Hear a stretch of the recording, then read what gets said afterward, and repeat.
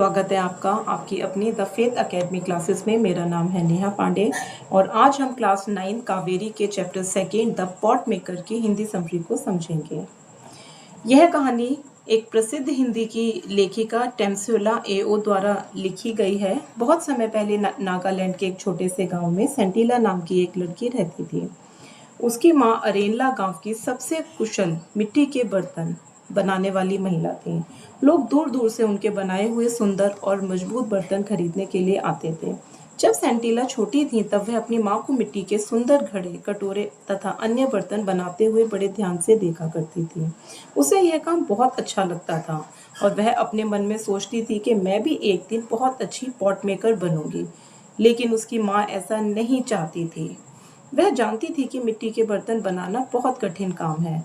इसके लिए नदी से मिट्टी लानी पड़ती थी, उसे साफ करना पड़ता था, कई बार गूंथना पड़ता था और फिर बहुत धैर्य से बर्तन बनाकर उन्हें पकाना पड़ता था।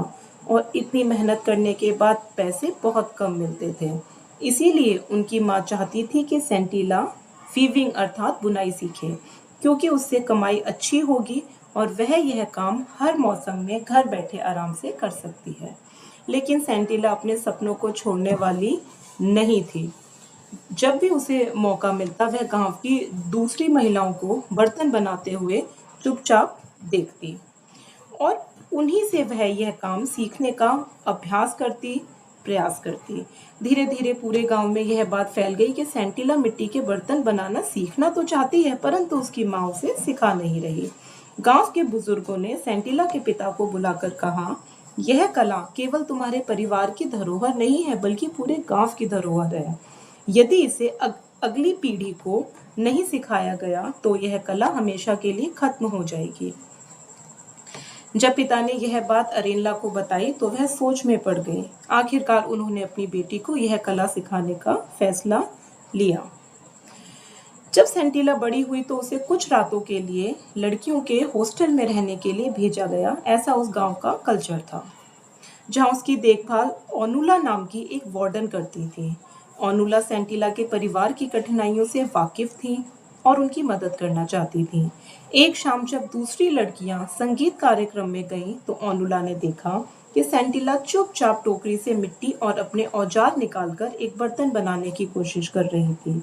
सेंटिला तनाव में थी, अनिश्चित थी, जिसके कारण वह मिट्टी को सही आकार देने में उसे कठिनाई हो रही थी। सेंटिला बहुत मेहनत करती, लेकिन जब भी वह मिट्टी के बर्तन बनाती तो उसका आकार बिगड़ जाता, उसके बर्तन अच्छे नहीं बन रहे थे। उस समय ओनुला ने उसे उदास देखा और कहा, बेटी मिट्टी से डरना मत, उसे महसूस करो, अपने हाथों पे भरोसा रखो। हर महान कारीगर ने शुरुआत में गलतियां की हैं। ओनुला की बातों से सेंटिला को नया हौसला मिला और उसने फिर से अभ्यास आरंभ कहा।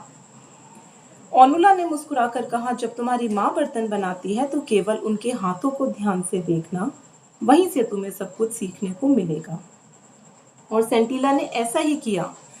एक दिन मौसम खराब होने वाला था। माँ और बेटी जल्दी जल्दी बर्तन बना रहे थे। तभी अरेनला मतलब सेंटिला की माँ ने उससे कहा, बेटी मेरी तबीयत ठीक नहीं लग रही, मैं अंदर जाकर थोड़ा आराम करती हूँ, बाकी बर्तन तुम बना लो। पहली बार सेंटिला अकेली काम कर रही थी। पहले वह घबराई, लेकिन फिर उसे ओनुला की बातें याद आईं और उसने बड़े आत्मविश्वास के साथ बर्तन बनाने शुरू किए। इस बार तो जैसे कोई चमत्कार हो गया। उसके हाथ बिना रुके मिट्टी को सुंदर आकार देने लगे। एक एक करके सभी बर्तन बिल्कुल सही बनने लगे। जब उसने अपना काम पूरा किया तो उसे विश्वास ही नहीं हुआ कि ये सभी बर्तन उसने बनाए हैं। वह खुशी से दौड़ी अपनी माँ को यह दिखाने के लिए घर के अंदर गई। लेकिन जैसे ही उसने अपनी माँ को देखा, उसके कदम रुक गए। उसकी माँ शांत लेटी हुई थी, उनकी मृत्यु हो चुकी थी।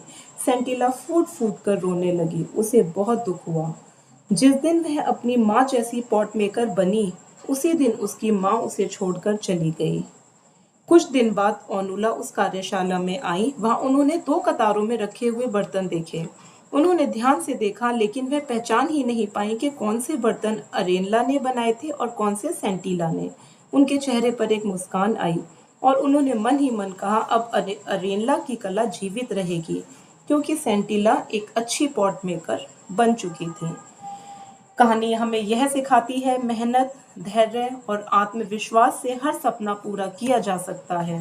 साथ ही हमें अपनी पारंपरिक कला और संस्कृति को अगली पीढ़ी तक अवश्य पहुंचाना चाहिए। तो प्यारे बच्चों, इसी तरह की अन्य वीडियोस देखने के लिए हमारे चैनल को लाइक, शेयर एंड सब्सक्राइब करना बिल्कुल ना भूलें और बेल आइकन ज़रूर दबाएं। Thank you.